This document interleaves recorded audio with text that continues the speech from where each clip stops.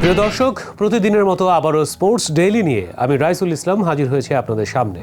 জাতীয় গণমাধ্যমগুলোতে খেলা নিয়ে রয়েছে অনেক শিরোনাম, অনেক খেলোয়াড়ই শিরোনামে জায়গা করে নিয়েছে। এই সব কিছুই থাকছে আজকের স্পোর্টস ডেইলিতে। চলুন তাহলে শুরু করা যাক।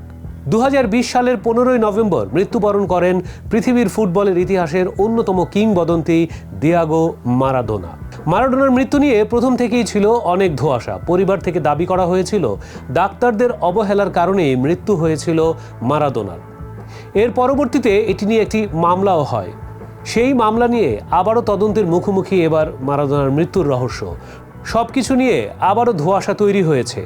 নতুন তদন্ত রিপোর্টে দেখা গেছে ম্যারাডোনার মৃত্যুর কারণ মূলত হৃদযন্ত্রের ক্রিয়া বন্ধ হয়ে নয়, বরঞ্চ মাদক সেবনের কারণেই তার মৃত্যু হয়েছিল। তাই নতুন করে আবারও মারাডোনা উঠে এসেছে খবরের শিরোনাম হয়ে। একটা সময় জিম্বাবুয়ে বাংলাদেশের চোখে চোখ রেখে মাঠে কথা বলতো, তবে সেই সময়টা অতীত হয়েছে। এখন জিম্বাবুয়ে মানে আন্ডারডগ। বাংলাদেশের চোখে চোখ রেখে কথা বলা অনেক শক্ত বিষয় হয়ে দাঁড়িয়েছে। সেই জিম্বাবুয়ের বিপক্ষে টি-20 সিরিজ খেলে এবারের বিশ্বকাপের প্রস্তুতি নিচ্ছে বাংলাদেশ দল। এটা কতটা যুক্তিসঙ্গত কাজ হচ্ছে, আর এই নিয়েই বোমা ফাটিয়েছে বিশ্বসেরা allrounder Shakib Al Hasan.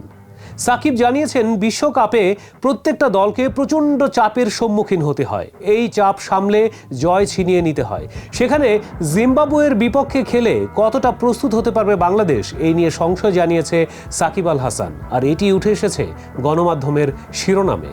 English football writers অ্যাসোসিয়েশনের ভোটে ম্যানচেস্টার সিটির ফিল ফোডেন হয়েছে বর্ষসেরা ফুটবলার। বিগত 4 বছরে সিটির হয়ে তৃতীয় খেলোয়াড় হিসেবে ব্যক্তিগত এই সেরা অর্জন জয় করে নিল ফিল ফোডেন। চারদিকে চলছে বিশ্বকাপ টি-20-র উন্মাদনা।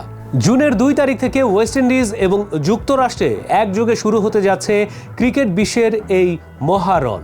এবার টি-20 বিশ্বকাপে 20টি দল অংশগ্রহণ করছে। 55টি ম্যাচ অনুষ্ঠিত হবে টি-20 বিশ্বকাপে। আইসিসির এই মেগা ইভেন্টে এবার জায়গা করে নিয়েছেন বাংলাদেশের আম্পায়ার শরীফুদ্দৌলা ইবনে সৈকত। গতকাল আইসিসি থেকে আম্পায়ারের এলিট প্যানেল ঘোষণা করা হয়েছে। সেখানে এর নাম রয়েছে সৈকতের, যা দেশের জন্য আরও একটি গৌরবের ঘটনা। তবে আজকের স্পোর্টস ডেইলিতে আমাদের পিক অফ দ্য ডে হচ্ছে লিটন দাস। ব্যর্থতার ঘেরা টোপে লিটন দাস এমনভাবেই বন্দী হয়েছে, যা দেশের ক্রিকেটের জন্য এক ভয়ঙ্কর বার্তা। বারবার ব্যর্থ হচ্ছেন লিটন দাস। বড় দল থেকে ছোট দল, ঘরোয়া লিগ থেকে বিপিএল, সব জায়গাতে ব্যর্থ লিটন দাস। সামনেই কড়া নাড়ছে বিশ্বকাপ টি-20। কি করবে লিটন দাস সেখানে? কেন তিনি বারবার ব্যর্থ হচ্ছেন? যদিও বাংলাদেশের ব্যাটিং কোচ ডেভিড হ্যাম বলছেন অন্য কথা। চলুন তাহলে জেনে আসি বিস্তারিত। লিটন দাস অনেক আশা ভরসার এক নাম। লিটন দাস যেন ভেন গগের কোনো এক ছবি। দেখলে ভালো লাগে, কিন্তু মর্ম বোঝা খুবই কঠিন। হ্যালির ধূমকেতুর মতো লিটন দাস মাঝে মাঝে জ্বলে ওঠে, আবার হারিয়ে যায়। আর এভাবেই চলছে।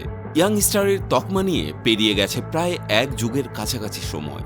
সুনীলের মতোই বলতে হয়, 33 বছর কেটে গেল, তবু লিটন কথা রাখেননি। আন্তর্জাতিক থেকে ঘরোয়া কোথাও রান নেই তার, তবুও তিনি রয়েছেন মূল একাদশে। কিন্তু কেন? লিটনের এই ফর্মহীনতা টি-20 বিশ্বকাপে বড় বিপদের কারণ হতে পারে বাংলাদেশের জন্য। যদিও বাংলাদেশের ব্যাটিং কোচ ডেভিড হেম বলছেন অন্য কথা। শনিবার 4 মে গণমাধ্যমের সঙ্গে আলাপকালে হেম্প বলেন, লিটন হয়তো রান পাচ্ছে না, কিন্তু নিজের খেলাটা নিয়ে সে অনেক পরিশ্রম করছে। এটাই আমাদের জন্য অত্যন্ত গুরুত্বপূর্ণ বিষয়। সে প্রতিনিয়ত আরও ভালো হওয়ার চেষ্টা করে যাচ্ছে। তিনি আরও বলেন, প্লেয়াররা এমন সময়ের মধ্যে দিয়ে যাবে, কখনো তারা রান করবে, কখনো আবার করবে না। এখন হয়তো সে অতটা ধারাবাহিক নয়, তবে সে এটি নিয়ে কাজ করছে এবং পরিশ্রম করছে। এটাই বেশি গুরুত্বপূর্ণ। ধারাবাহিক ব্যর্থতার পর লিটনের পরিশ্রম করে যাওয়াটাকে বড় করে দেখছেন টাইগারদের এই ব্যাটিং কোচ। হেম্প বলেন, আসলে লিটনের ক্ষেত্রে কাজটি অনেক কঠিন। নতুন বল অনেক সময় এদিক সেদিক করে। গত রাতে যা করল, এখানে ব্যাট করাটা কঠিন, কারণ নতুন বলের চ্যালেঞ্জ থাকে। তবে সে পরিশ্রম করে যাচ্ছে এগিয়ে যাওয়ার জন্য, এবং এটাই সবচেয়ে গুরুত্বপূর্ণ ব্যাপার।